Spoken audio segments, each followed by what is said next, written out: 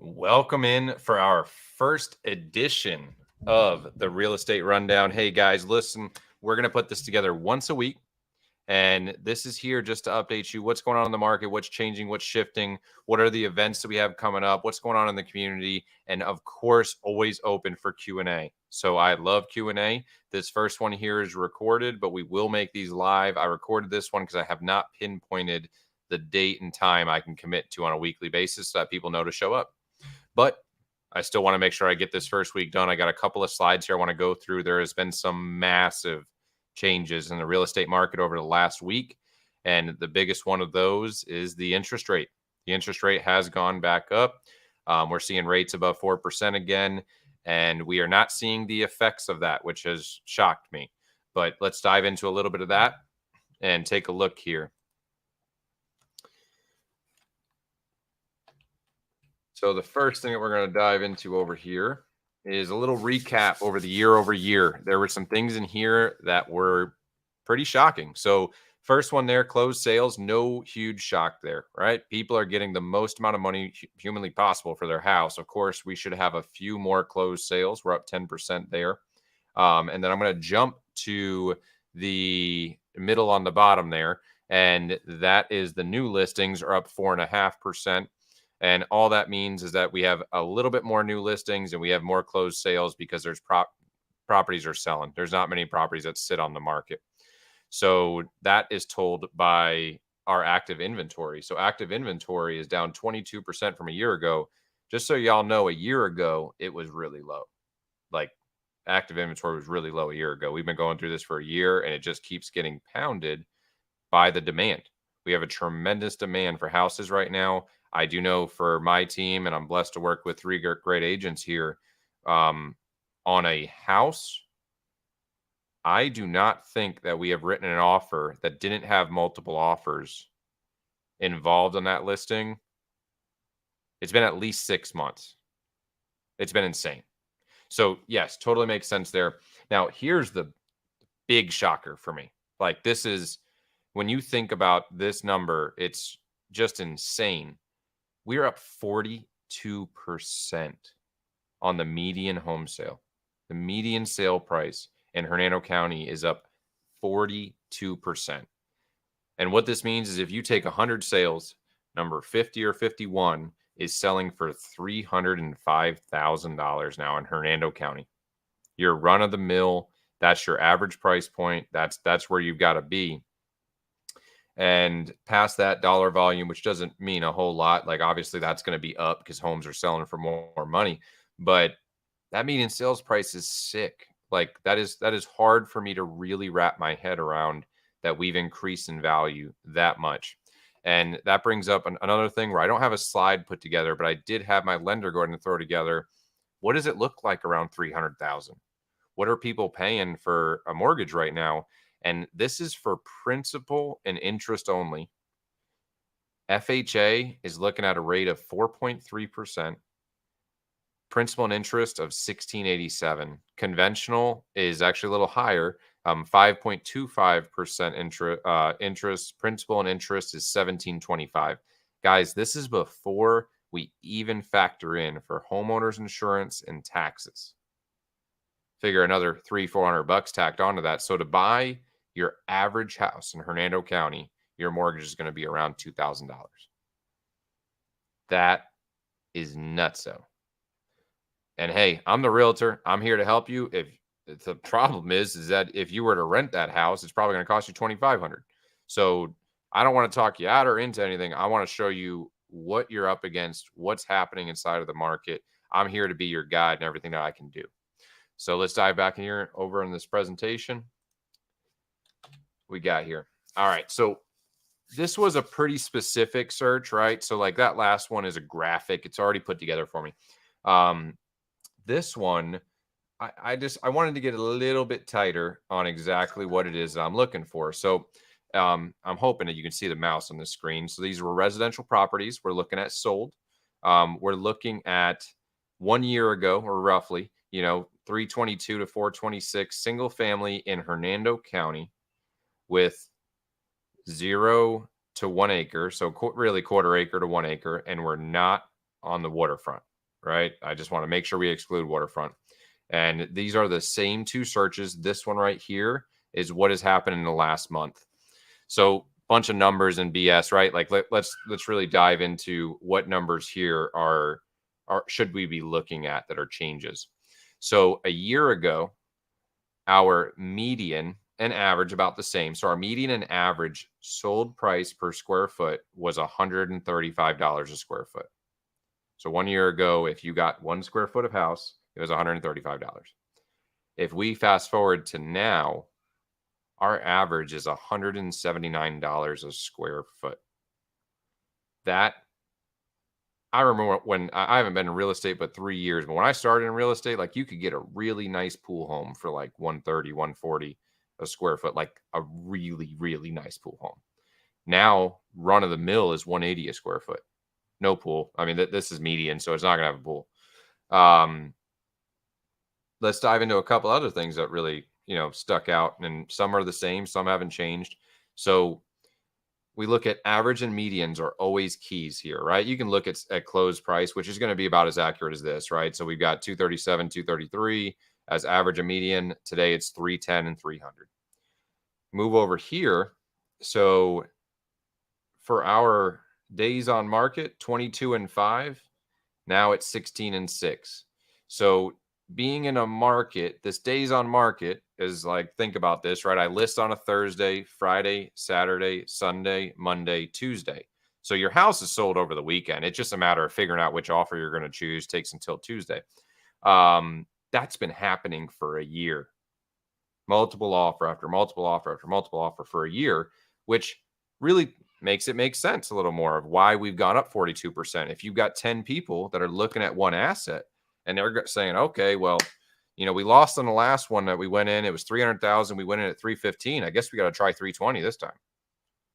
This mindset of just spinning and going up really requires expert guidance.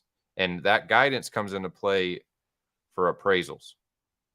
And we're going to dive into a stat later on here that really shows you what's happening on the back end in terms of going way over. What happens if you're at 350 and it appraises for 320? Maybe the seller doesn't want to come down. Maybe the buyer doesn't have the money. Maybe we can't do a mixture of the both. Deal falls apart. So those are the big stats here. And a couple of things to point out, right? For a year straight, that those things have changed, but that just makes sense. Appreciation. These have pretty much stayed the same. Look what else has pretty much stayed the same. Your maximum negotiation is about the same, right? We had people paying 122% of what the house was listing for now, and we had people paying 125% a year ago. That's not much of a change, and we're still at an average and a median sale price to list price ratio of 100%. So if you throw them all together, that means that half of them are going to sell for over asking and half of them are going to sell for below asking. It comes out to be a wash at 100%. All right, so let's dive into this next slide here. I put this together earlier. I don't even remember what order they're in. I don't remember what I got. Oh, I don't want to edit nothing. Let's go to the next slide. There we go. So I get asked a few questions quite often. What do you think is going to happen with the market, James? What do you think is going to happen? You tell me at this point. I mean, I'm at a point where I don't really know, to be honest with you. Like it seems to just keep getting appreciating, even though, we've had COVID, we've got wars, we've got gas prices, we got inflation, and the market just continues to rise. So your guess is as good as mine on that. But I do want to point out a couple of things here. So obviously you see 77%. This is about dead accurate. I talked to, and really this is probably low because they had spoken to somebody and they realized they have to buy a house. They're trying to believe it's not going to burst. 77 believe it's not going to, or that it's going to burst out of consumers. Here's where it gets even crazier. Is 44% think it's going to burst out of agents. I do not think that we have the variables in place to have a burst. And I'm going to show you a little bit about that real quick. All right, let's go here. So inventory of homes, nothing like the last time. This is really important, right? Because like we went over this in his last couple of slides. We've got looking back around '08 when the crash happened, it was a normalized market. Like, we had 9 months of inventory, 8, 7, so we'll just call it an average of 8 months of inventory the entire time. Not today. You look at this right here. We've been through this. This is dangerous levels of low. This is what creates multiple offers right here. There's tremendous demand, very limited supply, driving price. The prices are not reflective of this. This had a little more to do with, my dog Lucky can get a loan and we can buy that house on the water.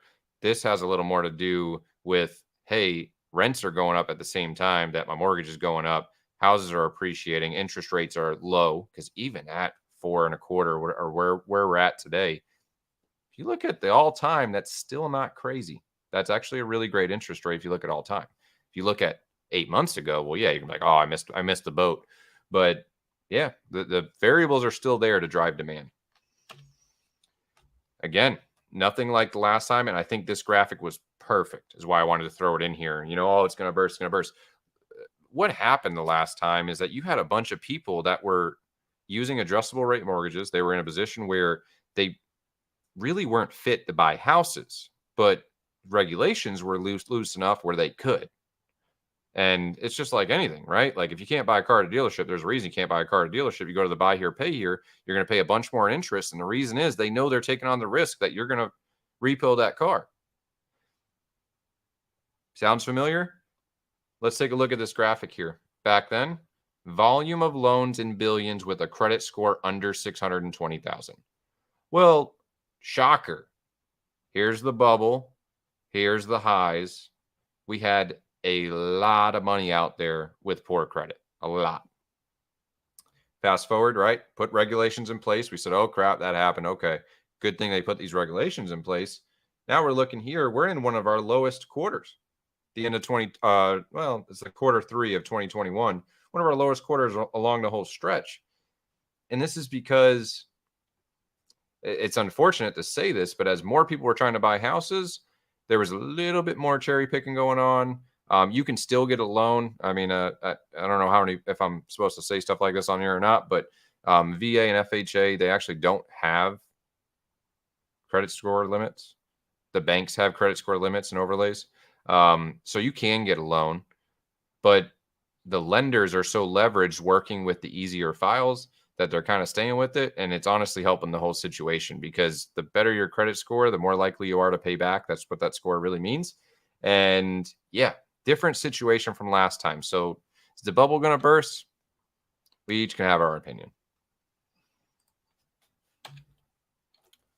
Here comes from Lawrence Yun, genius. This guy is absolutely amazing.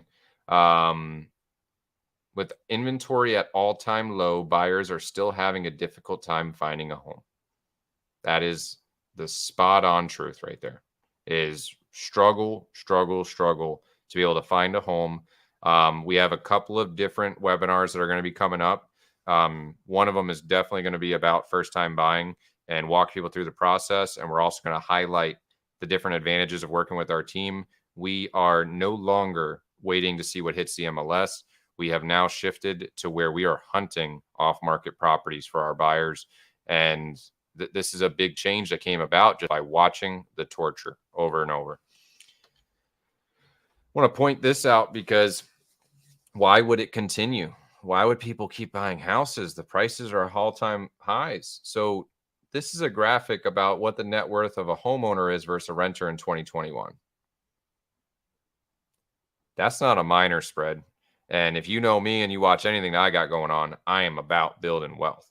Whether that's for me or that's for the people around me, I want everybody that I see to get on the bus and let's ride. Because building wealth is how we create more time with our families, how we're able to retire earlier and do the things that we were put on this earth to do. Because Lord knows that working is not what we were put on this earth to do unless you have found your true passion and cause for being here. Now, where does this come into play in this conversation? Why are people still buying? What's the alternative? Yeah, it's going to be a $2,000 mortgage in which you are contributing towards an asset that you own. Rent's going to be at least $2,000, in which you are contributing towards the mortgage of an asset that somebody else owns. That's your decision there. It still makes sense. I can tell you that much. When you do the math and you figure it out, it still makes sense. So this is on the back end, right? We have our MLS systems where we see all the properties. I like this, right? Because this gives us a really good oversight of like where we're tracking here. So we had in the last week 193 new listings, 11 canceled. When this happens, it's for all sorts of reasons. There's no way to pinpoint that, but 11 canceled. We had 117 closed properties. We had 17 expired. That is a very low number. And the various reasons why they expire is typically to do with price. And if you're overpriced in this market, that's hard to do. So pendings, 134. So these will be some of the new listings, but like we should see them tracking pretty close. We're on average days on market of 5. So over the course of 7 days, we should be pretty close to the amount of properties that got listed. Active under contract, accepting backup offers. Guys, whether you're working with us or you're working with somebody else, backup contract addendums, backup contract addendums, backup contract addendums.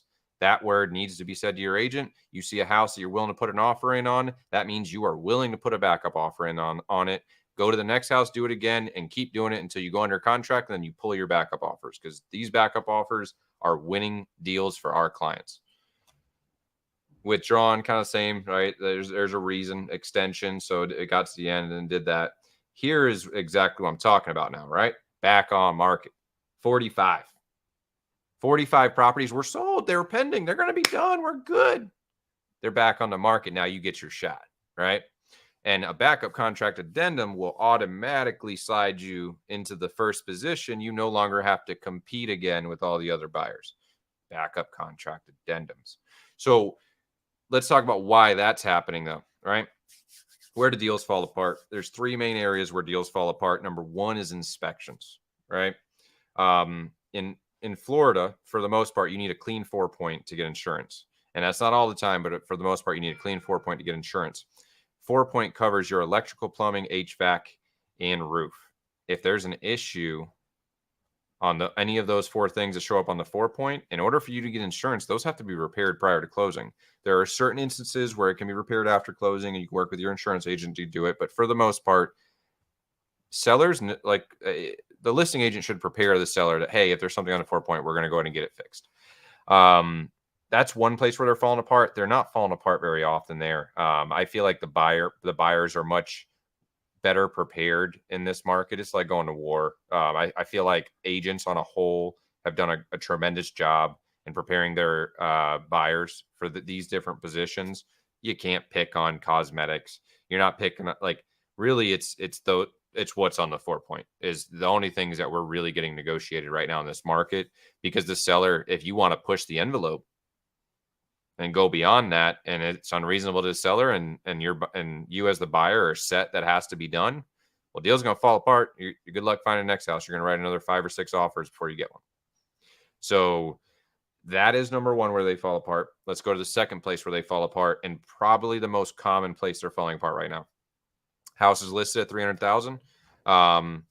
We've got 12 offers coming into a decision on Monday from the seller, and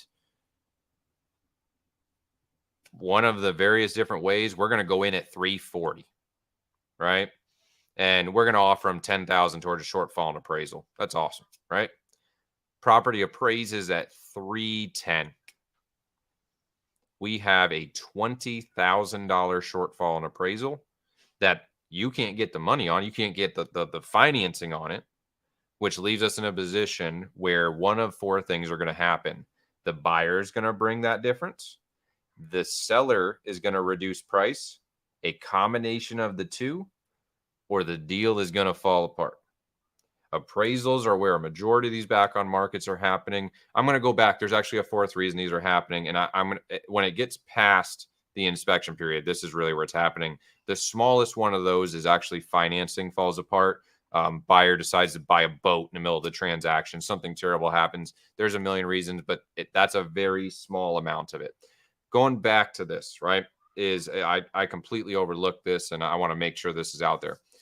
Back on markets, the one of the highest section, I believe, where properties are going back on market is because of this pace of the market, because of the very small chances of going under contract. I mean, our team is fluttering between 20 and 30%, meaning that we have to write 4 offers to get one under contract.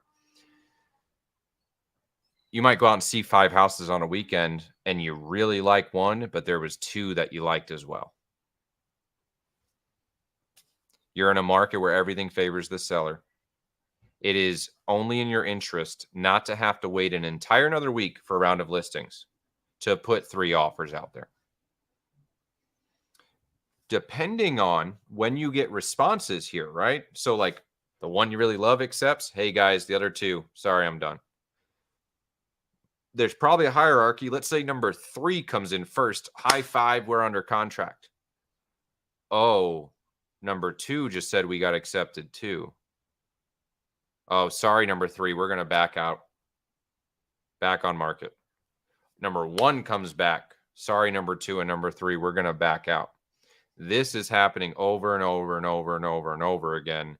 And it makes sense. I'll be honest. Like, you can't, if you're the seller and you're sitting on, like, I feel like all sellers were sitting on this chair and we're like, yeah, we're going to get it today. But the buyer is working in such a disadvantage that they have to play the game. It's an odds game and it's different. It's not just about the money for them, right? Like on the buy side, this is like, hey, am I going to live in a extended stay? Am I going to live in an RV? Like, I need to get a house. I have a timeline. I have a family. I have things I've got to do. So they have to play the game as well. So that's where the back on market's coming from. And I believe this is my last slide for this rundown. Guys, that is the rundown. Please, please, any questions that you guys have, know that I am always here. As you can tell from this podcast, I love talking about real estate. I love breaking it down. This gets even easier as we continue on and people are on here able to ask questions because I play off questions. Right now I'm having a conversation in my mind. It gets way more fun with questions. So type them in the chat. If you guys liked what you saw here, please, please, please let us know.